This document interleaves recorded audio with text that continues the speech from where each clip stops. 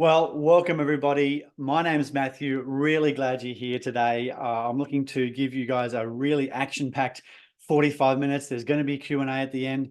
If you want to hang around, please do so. I love to get really specific. So I'm going to ask you during the webinar, what industry you sell into, what you do, those types of things. And we're going to go ahead and answer those live. I don't want this to be just a one-way conversation. If you've got an interesting business, or I'm sure it's interesting, you're in it.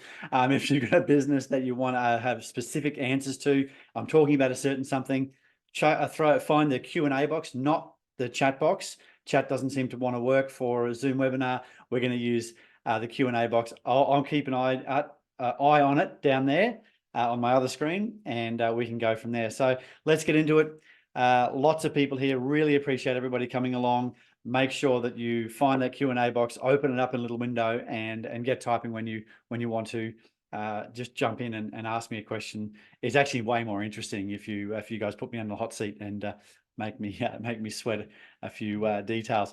All right, then let's get into it. So I'm going to start with some questions. Bit of a different way of starting a webinar.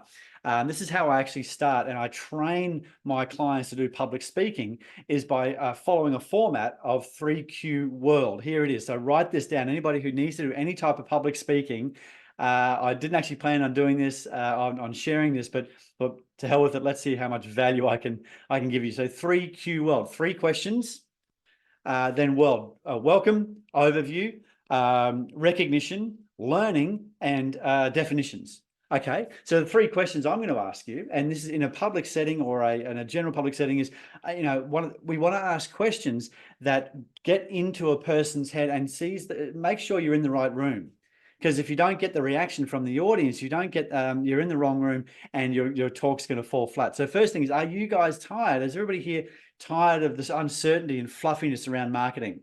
Find the Q&A box, put yes in there, tell me your problems. Maybe don't tell me all your problems, your marketing and sales problems, and let me know, and I can probably take that as fuel and start answering questions right from the start. So are you tired of uncertainty? And this is what this webinar is going to be all about, is putting some certainty around marketing. So do you want a precision process that cuts through the marketing hype? If you do, you're in the right place. Thanks, Sazia, I really appreciate it, the interaction. That's great. And so the precision process, a lot of my clients are, well, actually all of my clients are in the software and technology space. They live in a world of precision. Get a comma wrong or a space wrong in code, and the thing won't run. So when it comes to marketing, it feels like a more of an art than a science. Now there is science. Platforms like Facebook and LinkedIn and marketing agencies have done a lot of made a lot of progress in creating that science, but there's still the human involved. We're still not selling. Actually, here's something I want you to think about, everybody. We're not selling B2B. You're not selling B2B. You're not selling B2C. You're selling H to H, human to human. When you write an email, when you put a post out, think of a person. Think of your perfect target customer, and don't think about a profile. Don't think about, oh, we sell to project managers in the logistics space. Think about it's Joanne, who's a project manager in the logistics space. And then write the message to her. And by doing that, your emails will become way better.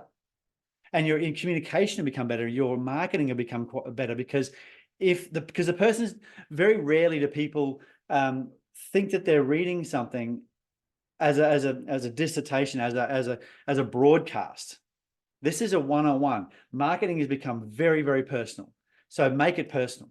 Direct it to the individual. That's why account-based marketing is probably the most effective way of driving home and making sales. You want to know about account-based marketing? We sort of talk about that today, but in reality, you can find account-based marketing blogs on my website. Hey, type into ChatGPT, explain account-based marketing, and you get a pretty good explanation. It's been done before. It's the execution that makes the real difference. Okay, so the next part here is, do you feel that marketing isn't delivering? We want high-value leads. That's what most people want. Lots of businesses are growing on referral, of course, but we want to make sure that we're actually able to, when we want to, we can put the foot down and grow. So they're my three questions. So welcome everybody. Thank you very much for coming. I really appreciate those that have come here on time. My goal is to give you as much value as possible. We're going to be talking about the 4 key areas of impact today. They are your target market, your circle of influence, your relationship, and your offer. That's it. If you are able to put ticks in the box, if you're able to do the work around each one of these every single week in your business, you will grow and create a consistency in your client acquisition efforts. If you don't, if you miss one, then you're going to have some real issues. So what I want to do is I want to teach you this stuff. Okay. I want to make sure that you really understand how to implement this. I'm going to give you some tools. I'm going to take you through some tools. And so I just want to also, of course, recognize that so many of you have made time today for me. My goal is to give you as much value as possible. You've taken the 45 minutes to an hour out of your lunch. Let's get into it. So quick intro. Who am I? Why am I qualified? Plenty of you showed up. Obviously, lots of people know who I am. Quickly, I started my first tech business when I was 22, grew that to about 70 people across 5 divisions in Australia, New Zealand, and overseas in Hong Kong and also some in America. Reasonably successful. Sold businesses off, took some time when my children were born, had a year off in Bali, came back, and for the last 8 years, I've been consulting back in Australia. I've been consulting to businesses only in the software and technology space. I love software and technology. I couldn't write a line of code to save my life, but that whole space, I've always been involved in the space. So it is my passion. And I just see that there's so many businesses out there with amazing ideas, incredibly talented, smart people who just can't cross the chasm between great idea and product and great marketing and great sales and bringing money in. Lots and lots of businesses get to a couple of million, $3 million a year on referrals and just being great. They go, right, how do I put the foot down? And just earning more referrals, is hard because you've already tapped that well. You need to go outside of that. So that's the type of business that I work really well with. Obviously, I have worked with some startups, my own startups, of course, as well. So I've got some experience there. But really, the businesses that have got to a point where they've grown, now it's time to put the foot down. That's the space that I really live in. So that's who I am. Been in sales and marketing in the technology space for 25 years. So it's been a little while now. And I've seen a lot of things, and certainly in the last couple of years, things have changed quite dramatically. I used to do a lot of, I'll talk about the type of marketing we do now, which is different to what we were doing only 2 or 3 years ago. Look, I'd love to know what you guys do and girls do. So please let me know. Grab the Q&A box. Let me know what industry you're in. What do you sell? Colin's saying, absolutely. Look, Colin's just written here, uncertainty equals risk. No one wants to gamble their capital on unproven sales and marketing strategies. I love that. That's pretty much, you've just summed up my business. Would you like a job in marketing? Colin, that is exactly what we try to address here with this webinar and through my consulting, is about that, creating that certainty and creating a more certain future for sales marketing. The main thing is, by doing it and getting better, you can actually continue to grow. As Steph Curry shoots 500 shots every single day, he only gets, in games, he puts, 30 or 40 up during a game. So it's the idea is to get really good in practice and then execution. So we've done a lot of practice here at TechTorque. We've done a lot of work live in game, and we just make sure that we win more often than we lose. I love sport. Another statistic that might blow you away. How many games overall throughout his career do you think Roger Federer has won? Probably, possibly, arguably the best and most recognized tennis player of all time in modern times. So how many games do you reckon he's actually won? Does anybody want to hazard a guess, or should I just tell you? I'll just tell you, 54.1%.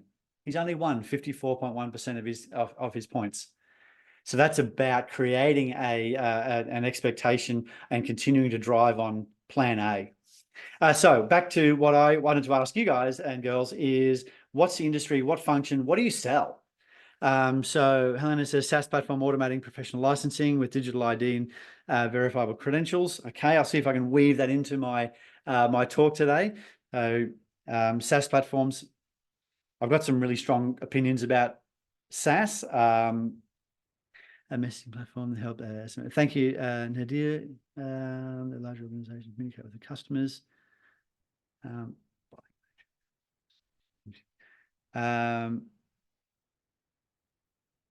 Oh, okay, bike matrix. That's interesting, Adam. Probably put you in touch with all of my friends. They've all had some a terrible affliction occur to them in their 40s, and they're now all running too far and bicycling too far as well. The sort of money that they're spending on bikes is car levels of money. It's crazy. They've got them on in their lounge rooms, pride of place. Their family's been shifted along. So Adam, that I think you're on a winner there. Just target people that look like me. And we've got a few more startup. Yeah, okay, that's interesting, Kevin. I'll see if I can weave these in, everybody. Disability service providers. Thanks, Drew.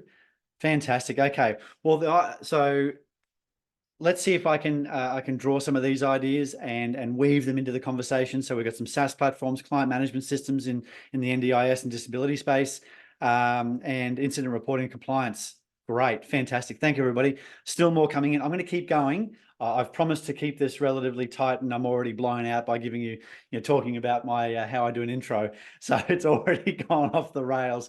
Please stick with me. I really appreciate your time. I'm going to try to give you as much as I can here. Automation. Thank you, Gary. Really appreciate Kevin. Yeah, good. Actually, Kevin brought up a good question. Do I have any conflicts of interest with two of my clients who are competitors? I usually only take one client in a space at one time.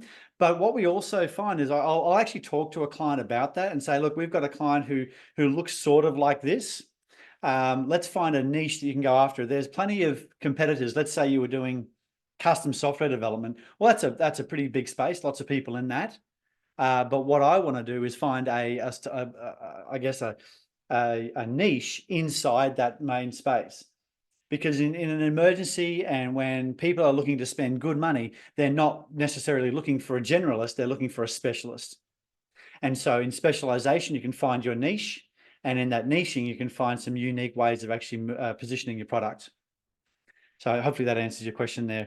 I don't know what GRC software is, so you might have to explain what that is. I am usually pretty buzzword compliant, but that one might have missed me.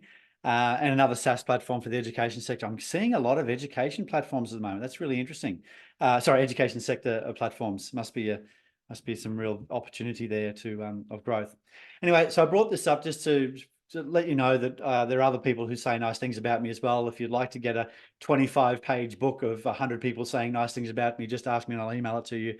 But essentially, the reason I brought this up is I've tried to say, well, so Vakisen does custom software development, and Jackie does like her business's Way We Do, which is a standard operating procedures business. They're great people. And of course, Judd, friend for a long time, and well, client then friend, and so he's does ERP and software solutions like that. So let's carry on. So we're here to figure out what this is all about. What are the 4 keys to consistent revenue growth? We spoke earlier about consistency. How do we do that? Well, it's about the 4 main impact areas. And so let's just cut to it. What are the 4 key areas? So the 4 key areas, and they don't change. And if you've seen my webinars before, in the last 6 months, I've really refined and defined this stuff. It's about really making sure that we identify what they are. So first of all, your target market. Now, it's not, as I said, we sell to everybody because everybody's not your market. You need to continue to refine that down and get in their heads. And I'll give you the exact tool, what I use to refine that and get inside their heads later on in the conversation. The next thing is once you know who you want to go after and then getting known by everybody in that space, your circle of influence. Obscurity is your enemy. And if people can't buy from you if they don't know who you are. So your only job is to get known by as many people in the market as possible. And that's why people blow up on social media and then they become very, very wealthy. And just think about it. if any of these people who have answered me in their business, if any of them found themselves in competition with Dwayne "The Rock" Johnson, you'd be in real trouble. Not because he's better at doing GRC software. He's just more known. And therefore, from being known, more people will buy. So your job is to build something great, obviously, and then tell everybody about it. If you don't tell everybody about it, you're not going to make it, you're not going to make any sales. The third part of the equation is your relationship. How do you get known? Obviously, we're known. How do you get liked and trusted? People will buy from you if they like you and trust you. And so how do you do that? By building strong relationships, providing value, putting content out that is helpful, putting webinars out there that hopefully provide some value, also communicating with clients in a way that is exactly in line with their values. And I talk about values quite a bit because that human to human part of marketing and sales needs to be exactly in line, because then people will buy from you. And I've sold everything from SaaS products at $1,000 a month all the way through to multi-million-dollar solutions to government and giant global organizations. But it's still the human that's involved. There's still a human that writes the check. They might raise the purchase order, but there's still a human that needs to go, yes, I trust this person can do it, because before they buy from you, they don't really know. They can go through all the process, they can ask all the questions, but it's still a risk. And doing nothing for a lot of giant organizations is the default. So that you need to build a significant amount of trust before they cross that chasm. And of course, your offer. So many businesses that I've worked with are known, have got great relationships with people, but they just don't ask people to buy or take action or do something. They put out social media and they send emails, but they're not actually asking people to engage. And I'm going to talk to you about how to do that today as well. So that's it. Let's get right into it. Thank you, Farum. I appreciate it. Governance, risk, and compliance. Got it. GRC. Okay, so let's carry on. So your target market. Clarity is the key. Clarity is who, what, when, where, why. So think about your top 5 or client organizations. We're getting straight into it. Pablo Picasso said, good artists borrow, great artists steal. Seriously, steal everything you can from me. I get paid for execution. I don't get paid for ideas. I get paid for execution. I've got an idea every now and then, but really, I will send everybody the tools that I talk about here, my sales scripts if you want them. You can record. I'll send you the recording of this. It's about execution, and so really, because I find that the value there exists in that space there. So think about your top 5 client organization and what makes them ideal. Are they easy to satisfy and work with? Are they profitable to serve? What are their values? Now, if you're a startup, if you're early stage, you don't have that many clients, think about the values. Your target customer, what do they value? What do they want? And a really cool way of understanding that is, and if you're selling to larger organizations, go to Seek, go to job boards, whatever your job board of your choice is. Got a few New Zealanders here, so that's probably Trade Me. And so go on there, type in the job title that you sell to, and you will be told how they're, in a job advert, you'll see how they're measured, their education, what their KPIs are, and also what their past experience should be. You get a really great profile from job adverts. So that's something you could do right now to understand your customer. So actionable tip, make a list of who they are in your business, and if you're early stage, what their values are. And then we go to the next page, which is you transcribe it here and find all the commonalities. This is this first one here is vertical, size, location, complexity, ownership structure, blah, blah, blah, blah, that type of thing. That all stuff can be found in LinkedIn. Love LinkedIn Sales Navigator. I'm going to talk to you about that in just a second as well. If you want one of the best and cheapest databases of where your clients are right now, LinkedIn is it. And then you can put all this stuff in here. Why they chose you last time, if they're currently a customer, why they choose you. And not just because they knew you or because you're just good, better, faster, cheaper. Find the real. What's the guts of the conversation? Why do they really buy from you? And if you don't know, if you're giving me a fuzzy answer, if you're giving yourself a fuzzy answer like, oh, well, we're just good, or we solved the problem, or whatever it might be, it would actually really pay to phone those clients that you've got and ask them why they bought. And this is exactly how you ask. This is the script I will give you. Well, just here, remember this or write this down. hi, John. We've been working together for a while now. Just thinking about how the solution that we've created together, whatever it might be. If you could just cast your mind back, I'm trying to find more great clients just like yourself. Could you just cast your mind back to before we even engage? What were the 3 or 4 problems that you were experiencing every single day or week or month that made you want to find somebody like us and engage with our business? So that's going to give you so much value. Okay, just that. If you guys switch off now, you do that, you call your customers, ask that question, you're going to get a whole bunch of stuff. First of all, that's one thing I do with most of my clients when I engage with them. I will actually phone their clients on their behalf and ask that question. And the reason I do that is for a couple of reasons. First of all, it gives me really great answers and that helps me do marketing. We provide dashboards, but they didn't buy dashboards, they bought certainty. They bought speed, they bought accuracy. And what do they do with that speed and accuracy? Oh, well, then they were able to make better decisions. And what did that mean? Well, they're able to save $10 million. So really, the $1 million product they bought saved them 10 million. That's way more interesting than we sell dashboards, right? So ask that question. So that's the first reason you do it, because you get really meaty and high quality answers. The second reason you want to do it is because it continues to reinforce and build the relationship with your existing customers. It's way easier to sell to your existing customers and people who know, like, and trust you than a fresh client. Your focus, you customer satisfaction surveys, you need to get in the heads of your existing clients and make sure they love you, because they will refer you if they love you. A third thing, and it happens, well, I'm not going to say every time, because I'm trying to think of a time that didn't happen, but it probably did. The third thing is they buy more. They go, and I've done this for quite a few clients, call them up, have a conversation. How's it going? Tell me a bit about the engagement. How's it worked out? Blah, blah, blah, blah. And lo and behold, they turn around and go, you know what, we've got some QA work, or we've got this, or we were trying to achieve that the other day, and boom, we've got another contract. And of course, I look really amazing and we're quite a genius. I've just generated new revenue and they've spent $0 in marketing. So do that now. Well, don't do it now, just listening to me, but do it in the next little while. Is put in the diary, call 2 clients a day. And if you did that over the course of the next month, tell me I'm wrong. Tell me you didn't get value out of those conversations. Tell me it wasn't the best 2 phone conversations you've had, and you haven't got more money in the door. Let me know, please, because I know that it's going to happen, and it's just, it's going to happen. The event that triggered the need, that's the next part. So obviously, client number 2 is on this line, and then client number 2 is on the next line down.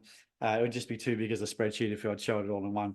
The event that triggered the need: change of legislation, change of leadership, explosion of something, I don't know, whatever it might be. There are things that happen in the corporate world that are outside influences, or any world that are outside influences. In the governance, risk and compliance, the government brings in the Essential 8. They start tightening the screws. Another data breach happens, whatever it might be. There are events there that are public. There are events there that are known, and you can start communicating about that. Why did they buy from you? And then you can start look for patterns, why people buy from you, or what event triggered the need to buy from you, and then go look for that else externally. Because the easiest people to sell to are the ones that are in pain right now. Like, sure, you need to nurture and build and establish a relationship, definitely, and that's what we do all the time. But then it's still going to be people who are Googling it, how do I solve this problem today? Or, and if you can get in front of that, then you're going to be a Johnny on the spot and actually make the sale. What competitors? You need to know who you're competing against. If you don't know, you're not going to win as often, because the competitor probably does know who you are, and they're going to get under your radar and say, yeah, most businesses want to do this, this, and this, and they create a buying criteria. I've got a whole session about buying criteria. Find my blog called Defining the Buying Criteria. You actually can teach a customer how to buy, because most customers haven't bought SaaS platforms for the education sector. They haven't bought conflicts. They haven't bought conflict management software. They haven't bought automation stuff. They haven't bought this stuff. And so asking them how they buy this stuff is a crazy sales question. If your salespeople are asking that question, stop that now. So you need to teach them how people buy. And it's a structured process. I'm running out of time. I want to make sure this is high value, so I'll keep going. Message me on email and say, hey, Matt, tell me how to teach my customers to buy from me, and I'll probably do another webinar, or certainly send you the blog articles that I've written about that, because that's really key. All right. And where are you vulnerable now? Be real. Does your customer service sort of stink? Are you not responding to people quite fast enough? You're probably not. Definitely not any of these people here, but other people. Do you message them and they don't have autoresponders? Where are you at risk? Is your solution doing a thing, but there's other cool new platforms with different pricing structures sort of banging at the door? Write that stuff down and address it. Stick your head in the sand. It's going to get chopped off. Terrible metaphors or similes. I'm in sales, so I just forgive that, but you get my point. Let's carry on. LinkedIn, quick LinkedIn facts. Your customers are here. Almost 1 billion members, 200 countries worldwide. Quick question about LinkedIn. I get this a lot. Let me make sure I'm scrolled down to the bottom here. I'm just reading Grant's message here. That's a great question, Grant. I probably need a little bit more context, please. Can we talk after the meeting or maybe tomorrow? The exact. I'll see if I can weave that into the rest of my conversation, Grant. But I would certainly be messaging them on LinkedIn and asking about the problem that they're experiencing there. But that's a great question. He's talking about the best approach for his business, and I want to understand exactly who he sells to and the problem he's solving. Yeah, let's do that. Sounds like a pretty good product, actually. Let's keep going. So quick LinkedIn facts. So complete and active LinkedIn pages have 5 times more impressions and interactions. So just complete it, 15, 20 minutes, write it out. There's 40,000 skills listed on LinkedIn, 3 new members every second and 63 million companies. Your customers are here. Simple as that. What's interesting is many customers ask me about the value of company pages versus business versus personal pages. They go, we put a lot of stuff up on our company page. Nobody interacts. Nobody cares because people don't care about businesses. People care about people. Think about it. Who is the most followed person on LinkedIn? What's the most followed thing on LinkedIn? Sean, I've already told you this answer, so you can't answer. Essentially, it's Bill Gates at 34 million people, and the second is Richard Branson at 16. Their businesses aren't anywhere near it. Way more people follow Bill Gates than they do Microsoft. Way more people are interested in Richard Branson than there's Virgin, and he's probably got 16 million companies under the Virgin brand. So I mean, it's so build your LinkedIn profile. So personally, I have 12,000 connections on LinkedIn. My TechTorque page has got about 500. Okay. So just grow personally. People buy from people, human to human. I think I've said that before. All right. So your target market, LinkedIn Sales Navigator, action tip, make use of Sales Navigator to identify and connect with stakeholders.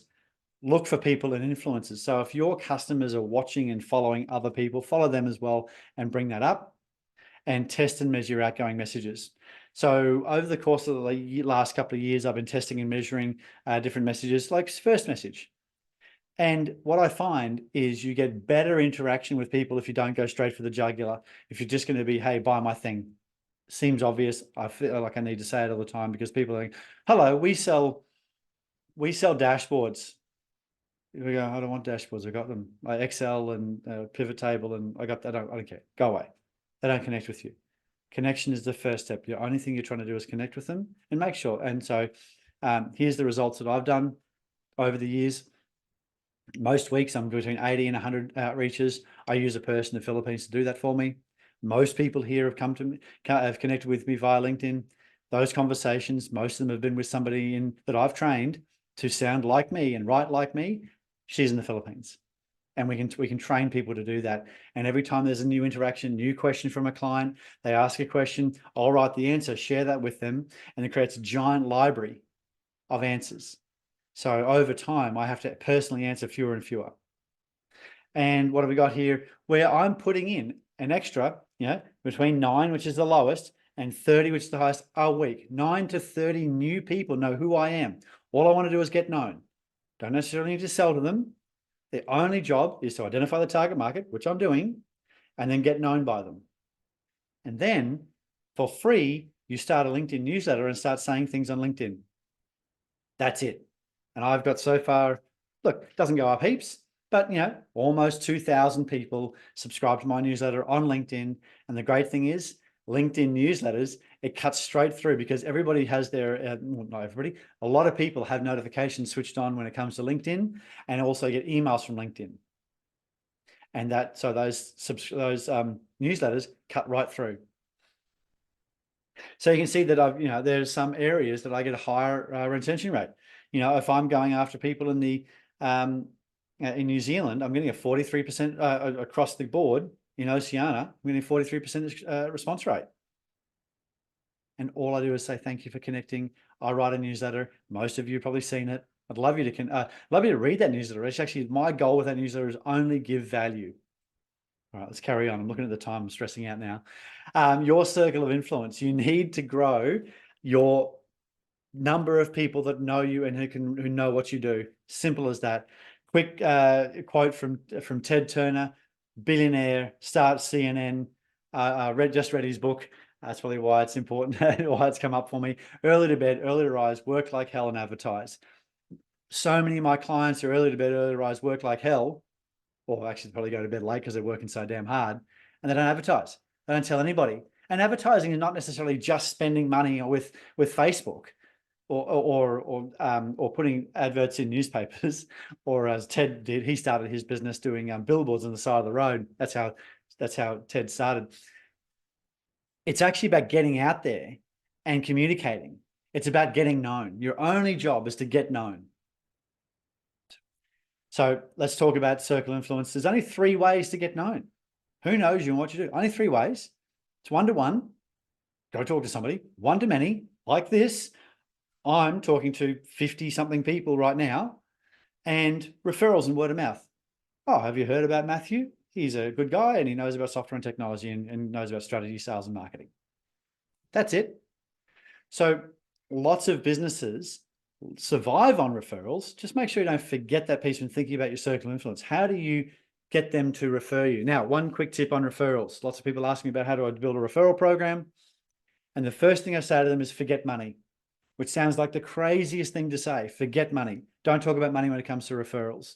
And the reason is because just think about the last time you gave any type of referral, off the cuff, unsolicited referral. Might have been a restaurant or a movie or a venue or and why do you give that? Because you enjoyed it and you want your friends to enjoy it. And the payoff comes when you ask your friend, how'd you go? And they go, amazing. Your ego is boosted. Your status in their eyes is high because they know that you know them. So step 1 in every single referral program that I talk about is how do we make the customer feel smart, feel connected, and have some insider knowledge to hand this referral over. If money comes into it then after that, that's fine. Very few of our referral programs even involve any money whatsoever. How do you make your customer look and feel smart by referring you? I've got a whole webinar on that, I reckon, too, but let's carry on. The only reason you don't have enough sales is not enough people know about you. I think I've said that already. I just want to put that into your head one last time. How do you get known? Here we go. Lots of ways. Action drives attraction.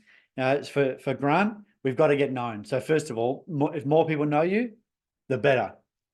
Of course, 1-to-1, 1-to-many, and referrals and word of mouth. I'm only going to talk about the ones in bold here because we're limited with time. I've got ways of managing with all of these things, but let's get into it. Advertising. Let the algorithm find the clients for you. I'll show you in a second how we're able in 6 weeks drive more than 160 leads into a client who is selling IT services. I won't go into exactly the type of IT services, but it was more leads than I'd generated in the entire year in 6 weeks, the last 6 weeks of the year, across December. When nobody's buying or interacting, we should all stop our advertising and doing things in December. Untrue. That was not the case. So, and the other thing I've highlighted here is email. Email is the king. It's the highest ROI. If you do nothing else, I think I've said this 3 or 4 times already today, but if we're building on things that we've talked about today, build an email list. Towards the end of last year, I wanted to build my email list for another business. So what I did is I had a $29 product and I advertised for that. And it cost me about $30 to actually acquire a new person to buy something with me for $29. Was it a win or was it a loss? I've got hundreds of people in my database now, hundreds of people I can sell to. I essentially filled a database full of people that cost me $0. I wasn't trying to make money off the $29 sale. I was trying to just put more people in my database. Now, it may not be appropriate for you to do that, but you could definitely create some thought leadership. You can create some idea, something that people want to download. And if they want to download, the purchase price is their email address. Building an email list is the highest ROI, has been so for 20 years, and I bet it's going to be so for the next 20. Right, let's carry on. But all of these things, take a screenshot if you want it. Okay, just a bit of proof around marketing, advertising, actual advertising. Oh, Matthew, look, advertising doesn't work in the tech services space. It's really more of a referral business. I'm not mocking anybody here. This is what everybody, not everybody, lots of people think. So this is actually a page out of one of our reports to a client. So it works so far with robust data backing. I won't read you the whole thing. Key metrics, 163 leads, 6 high intent leads in progress and a potential partner opportunity, and high intent leads to pick up conversation in 2024. This report was done in late December. Key insight. We have so far outperformed past performance campaigns with the CPL, cost per lead, of 23 to 40 times lower. We need the focus on the next stage is marketing will be on the thing that worked, the marketing team. So what we did is we built 4 campaigns. 2 were great, 2 were ordinary. So we're dropping those ordinary ones off, putting another 2 in and running them again. And maybe one of those new ones is good. Now we've got 3. And we keep doing that. And then we go, right, what's the lowest performing one? Oh, we really like that and it feels secure. Let's drop that and start another one. If it didn't work as well, bring that one back. It's about data. It's about getting out there and putting this in front of people. This is, by the way, this is for tech services, recurring revenue, usually about the average sale value is about $40,000 to $60,000 a year, recurring. And we generated these leads on Meta, Facebook and Instagram. Oh, my customers aren't on Facebook. They're on. Think about all advertising that exists out there. Think about TV advertising. This is I'm on Facebook for fun, and I see something that is interesting to my business life, work life. People don't just remove their work brain and put their personal brain at 5 p.m. So I think you get what I'm trying to say here. The idea is to put the advertising in front of clients, get them to interact with you in some way. Campaign resonated really well with strong reach, high engagement rates, stellar conversion, a really low cost CPA, cost per acquisition, around $4 to $11. So good. So these blacked outs are the actual names of the campaigns we're reporting to the client. I'm not going to tell you what they are. Good results across channels, driving most impressions and second highest conversions, 19 leads generated. That was from Google. These are high intent. We call Google leads high intent leads because somebody's actually typed in, I want to buy this, or how about this, or what do I do? And once again, you drive them to a landing page, you show them a document that they want to download, they interact with you, give you the phone number and email address, then they receive their thing they bought with their phone number and email address, and you get their contact details. And even if those 163 people don't buy, we've put 163 people in the email list, and 163 people know about this company and what they do. And then over time, we get to educate them time and over again. And then when that problem exists, they know who to buy from because they're already known. And a cost per acquisition a lead there, it's pretty efficient. Okay, hopefully that's helped. Ideas for getting leads or opportunities attention. We seem to invest a lot of time chasing people up who don't get back to us. Paul, brilliant. That is first of all, that's a salesperson's life. We all belly up to the bar for a big slice of rejection pie.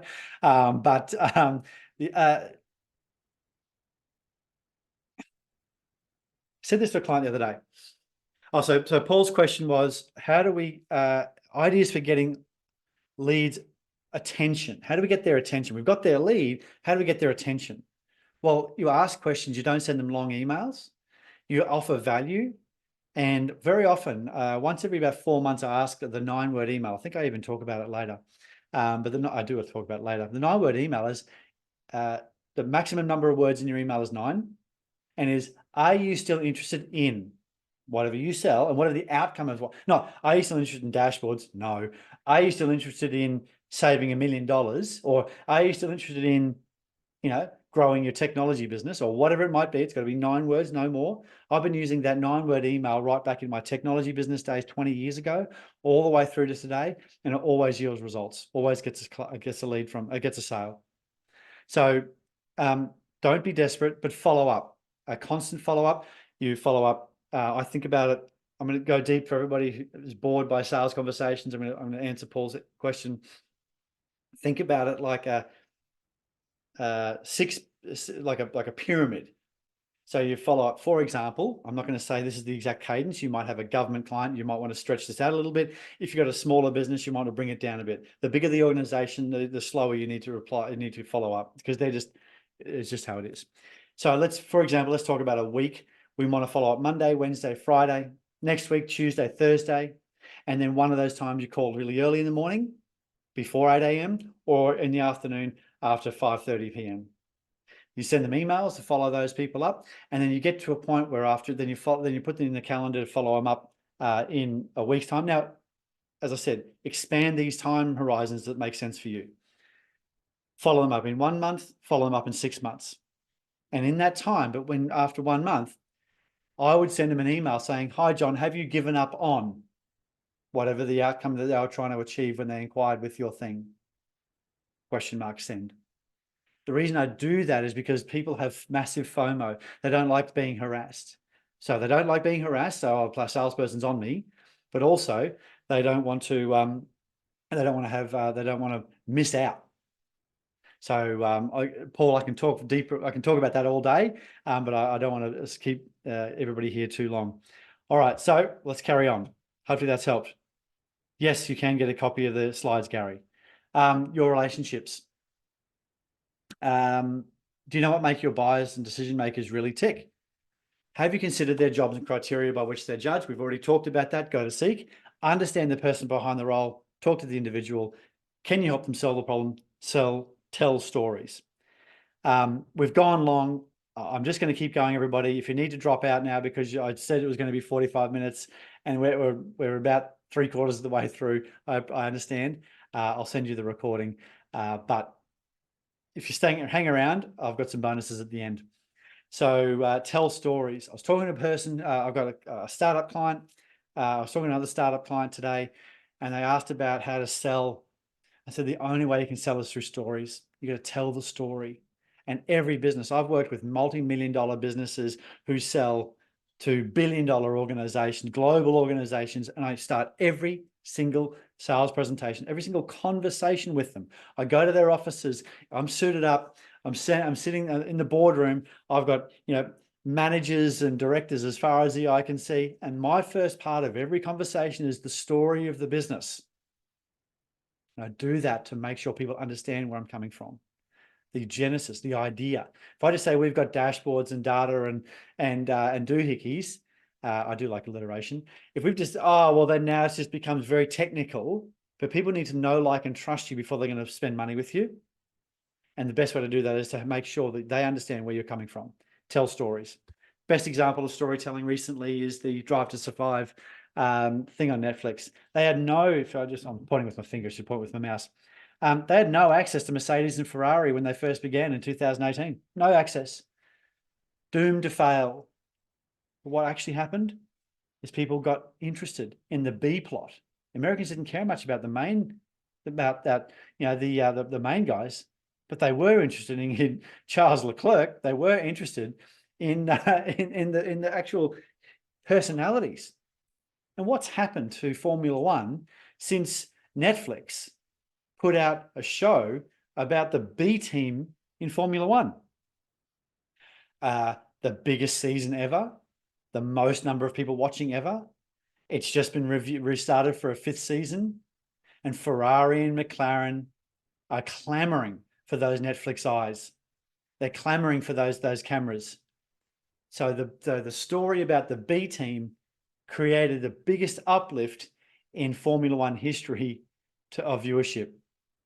It's pretty impressive. It was, and one of we're in Esquire. I just wanted to make sure that this is still a relevant slide. I looked it up the other day, and in Esquire, it was the racing was Formula One was seen as a bit geriatric, a bit old. But what it is, it's an incredible science fair. It's an incredible the stuff that I've learned about Formula One. I've never been interested in motor racing really. I watch the Bathurst because I'm there with mates having a few beers, but really I'm not interested in motor racing. But now my son and I try to catch as many Formula Ones that their time zones allow us. We get up early or stay up late. Because I've watched Drive to Survive. I'm interested. I know who they are. When you know the Japanese driver goes across the line, I know who he is. And that gives purpose. So start your sales presentations with a story. What did I do? Started my first technology business when I was 22. Grew it to a certain size. Lived in Bali for a year. Now I'm telling you where I'm coming from. Tell your customers where you're coming from. How did you get here? Here's how you are able to get in and tell your story. This is like a bit of a template. Here we go. What industry problems that you saw? I know you do dashboards, but what problems did you see? And it wasn't lack of dashboards, right? It was slow reporting, pulling massive amounts of data, was spinning the wheel and then timing out. So what? Who cares about that? Well, then it took the person in accounts an hour to run the reports. You wanted to understand what happened 2 hours ago, and you're already an hour behind because you're trying to run a report. So what? Well, then you weren't able to make high quality decisions quickly. So what? You missed market opportunities. So the industry problems you saw is giant businesses were missing market opportunities, and their utilization of machinery and people was so low that they were burning millions of dollars a day. That's a good story. Way better than we give dashboards, right? So I'm just trying to drill that into your head. I know that doesn't necessarily fit with everybody who's on the call today, but what was the problems you saw? If you're doing education software, what problem did you see? We solve. So then think about, we help X to do Y through Z. We help educators do this through this. And then you've got a reason. Okay. Industry problems you saw. How they are solved now. Good old spreadsheet, good old Excel. The most expensive piece of software is a free piece of software. And I've been, I won't tell you that, we're running late. How they fell short. Well, you know what? Every version of Excel is another database. And is prone to human error. Let's start with that. The process you went through. How did you get to a point where you actually produced a great piece of software? How did you get there? And then the roadblocks along the way. Tell the story. Where were the failures?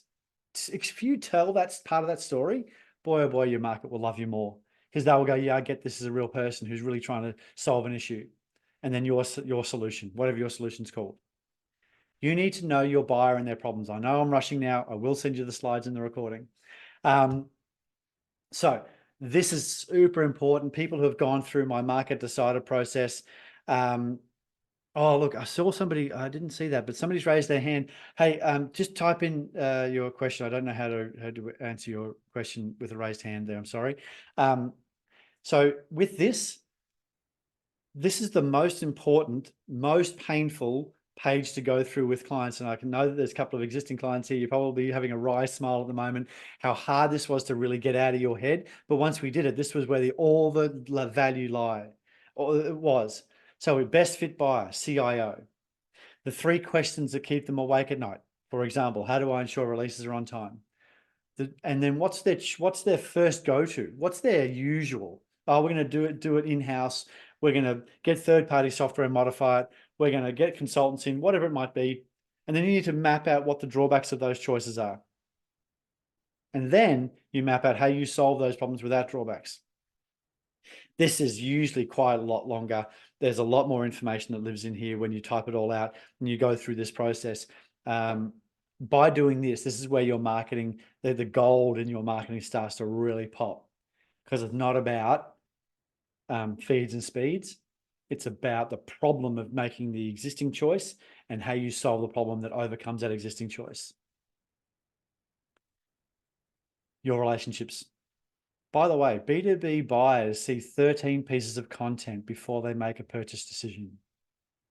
Have you got 13 pieces of content out there? So think about the content you're going to put out there. Quality and quantity. But if it's no good, if you don't have time, don't put it out Find other platforms. It's not about, don't use ChatGPT to write it. Neil Patel, who runs one of the largest SEO companies in the world, just ran a giant study, a blog written by ChatGPT on average of I think a survey of about 500 websites had about 58 views, and human written content had 294 views on blogs on average across all of the websites that they surveyed. Giant business. Neil Patel, his name is, SEO out of the States. And so, for example, the email that I sent out to invite you to this webinar, I was going to say, welcome back to 2024. I've got a webinar on, I want to invite people. And if you went to ChatGPT and said, I want to write an email that invites people to come along to a webinar on the 1st of February and then have the details, it would do a fine job, but it'd be very uninteresting. I'd probably get about a 15 to 20% open rate of that. What I wrote is I sat there and I sat in and lived with the fact that I had a flashing single cursor looking at me. And then I had a realization that I was speaking to a consulting client the other day about consistency. And I had the idea of the subject line, beat it, about beat the drum.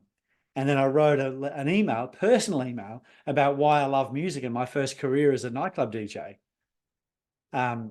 Career might be a bit of a stretch. I did a bunch of gigs in Surfers Paradise, but I still love music. I have vinyl downstairs. And so in that was a way better email at a 38% open rate because the subject line was weird. I told you to beat it. So be a human. You can use ChatGPT. That's fine. You're just going to get worse results. It's going to get done, but it's going to be worse. Right.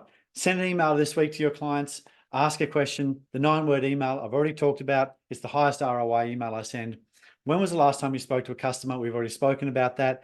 Build and continue to build those relationships. Talk to your top 5 customers. Hey, talk to your worst 5 customers. You're really going to find something out then. People who are paying slow, people that complain. If you, as the boss, phone them, and ask just, how are you going? How was your Christmas? How's your first couple of months of the new year? Yeah, you might cop a bit of crap because maybe your service is not great or they're crazy. I don't know your customers. Call them, but at least you've called them. At least you're in a relationship. You might as well communicate. Relationships break down when you don't communicate. All right, let's carry on. Your offer. Your buyers have choices. Unless you ask them to do something, they won't. So what does an offer look like? It's time to ask them to engage with you. What do you do? So it's all about them. You need to make it easy to buy or easy to take that next step, sell the next step, and understand what the next step is in the context of the customer. I have a whole webinar about the Everest theory of sales, and I teach this in sales training, but I'll give you the short version. The summit of Everest is the goal. Let's start with that understanding. The goal of your customers, the summit, is the happy use and value they derive from owning your product. Fair? What are your salespeople talking about? Let's get that contract happening. Let's get you started. When do you think you'd have a chance to look at my proposal? They're selling Basecamp. Nobody gives a crap about Basecamp. Some people have made the walk to Basecamp. That's great. Good for them. Might be a fun adventure, but it's nothing like reaching the summit. So make sure you're selling what the customer cares about, not what you care about. You care about the sale, but the sale, as far as the customer is concerned, is Basecamp. Everybody's got to go through Basecamp to get to the summit, but nobody says that they went to Basecamp that actually went to the summit. So talk about what the customer outcome. So your email that follows the person up, I talked about getting attention earlier. The email that follows them up is not anything other than calling to continue. If you want to, email, continuing the conversation about outcome. That's the subject line. Hi, John. Love to catch some time where we can talk about outcome. Okay. Make it easy for them to buy, create clear outcomes, and make it repeatable. And the way we make it repeatable is by actually having a sales script. And I know everybody's going to complain about sales scripts and they wouldn't. The only reason they sound wooden is because you're not very good at it. So get good at it. As I said, Steph Curry shoots 500 shots every day, regardless of the game. So therefore, he's good when he actually shoots his shot in the game. Here are our highest ROI offers. Screenshot this. I'll send you the recording. Educational webinars, highest ROI. This has cost me a grand total in advertising dollars of $0 to invite more than 100 people here today.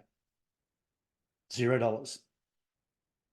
So the idea is to give value, give it all away, get paid for execution, give it all away, get paid for execution, give away all the ideas. Downloadable and free guides, second best. Templates and checklists, video content, consultations and strategy sessions. You can read, I don't have to read it to you, but free consultations and strategy sessions, ROTI, not the bread. ROTI stands for, sip for dramatic effect, return on time invested. Actually, my voice was starting to go. And then curated newsletters with exclusive content is a very high return on time invested. Okay. I just picked out top 9. There's lots. If you can't figure out how to create an offer for people, then grab this, start with number 1, do an educational webinar, and at the end, ask them to do something like I'm going to. Get a script, not this guy's script. Email me later and I'll email you my script. Seriously. And then if you have a sales call with me, you can follow along the bouncing ball. It feels like the magician showing you behind the, but it's about adding value. The whole idea of this webinar, you've invested the time with me and I really respect that. I'm just going to give you everything, give you my script, email me. You've got my email, obviously, and I'll send it to you. This is my sales script. We have sold using this structure of this script, probably $100 million worth of software and technology products in the last 10 years. 5 years. Structure of this script. Ask me for it. Your offer. Test and measure. Make offers. Ask it. Put things out there on Facebook. Advertise. A/B testing. A/B testing properly. What does A/B testing properly look like? Change one thing at a time. We got to a point in my technology business, we're running Google ads, and we changed one word. And we took our cost per acquisition, cost per client, from $1,600 a client to $1,000 a client. $600 difference because the volume of leads we got through. For some reason, we just tested one thing at a time. I had a really great marketing manager at the time. It's really disappointed he moved back to Chicago, but he was amazing. So shout out to Steve. So please make sure your results are derived from measurable changes. All right, everybody. I know I've run over. What's the potential value of the sale for that? What is the potential value of that customer? Which one, Sean? You asked that question a while ago. Oh, the one that I showed you. Oh, I think I answered that question already. Is that the slide that I showed you? I think I answered it already, which is about $40,000 to $60,000 per. What's the 9-word email? So I'm just wrapping up here. The 9-word email, Dan, is are you still interested in? Are you still interested in? There's 5. You've only got 4 letters left. And the last one has to be still. So you've got to find the ways of describing the value that you provide in 3 words. It's going to take time. It's going to be painful. But if you get it right, you get really clear, email that out. That's 9 words. What's your email? Matthew@techtorque.com.au. All right. Oh, and growth at TechTorque. That'll also come through to me as well. Oh, thanks, Sean. Yeah, good. I did. All right. So to wrap up, your target market, know your customer intimately to a point where where you think about an individual. Your circle of influence, get known by more people. Obscurity is your enemy. If you're not known, they can't buy from you. Your relationships, build, know, like, and trust through constant content and value. Give value to your marketplace.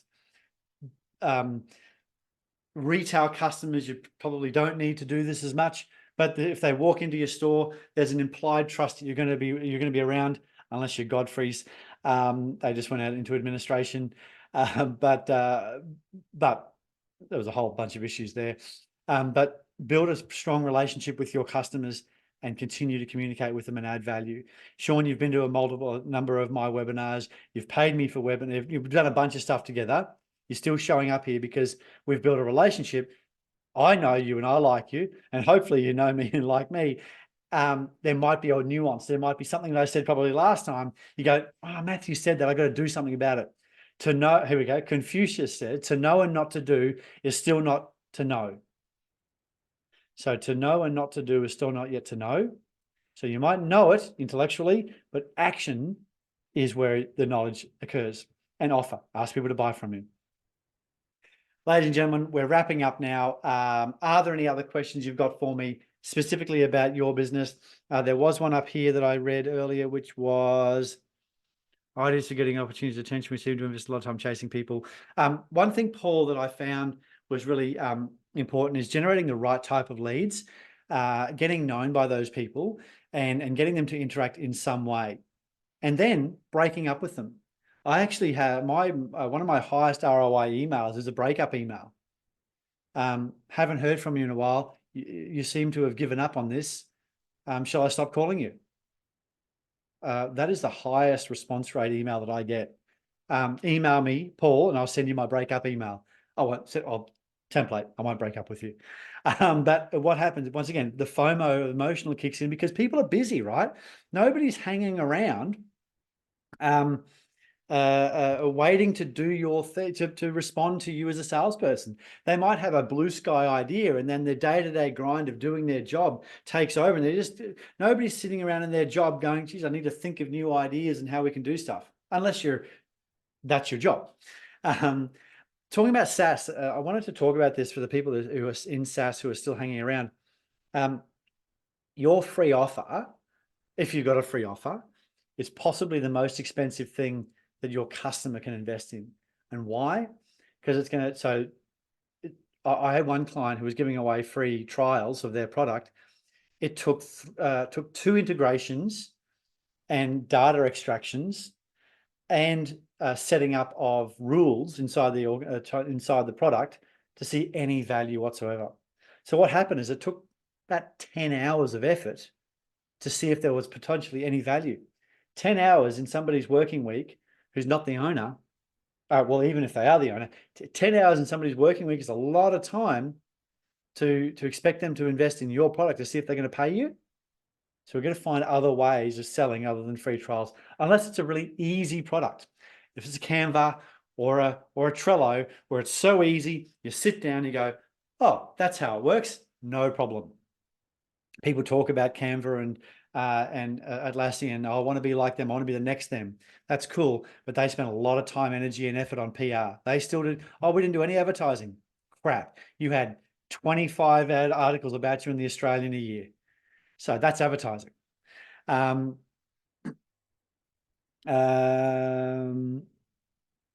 thanks, Sean. Good to hear. Very exciting. I won't repeat that for everybody. Okay. If you don't ask, you don't get. Last chance for you to talk to me. I want you to think about it. Do you stand out in the crowd? How are you going to do that? By building trust and getting known. All right, everybody. If you're still here, and lots of you still are, thank you. Lots of people have dropped off as well.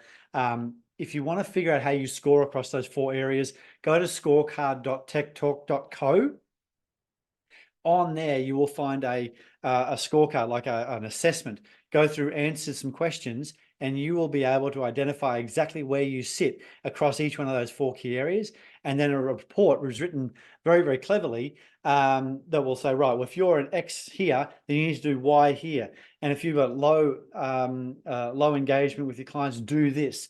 So this will actually show you exactly the impact areas you need to look at to bring your business up. So go to scorecard.techtorque.co, go through that process. You'll get that email straight to you. If it doesn't come to your email, check your spam. Those automatic emails sometimes get sort of lost. There's a bit of AI sitting in behind that to make sure the scores and your answers and our recommendations sort of stitched together. It's quite a clever piece of kit, to be quite honest.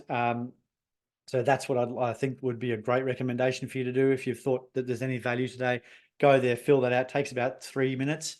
And we've written a lot of high quality content that comes after that tells you exactly how to do stuff.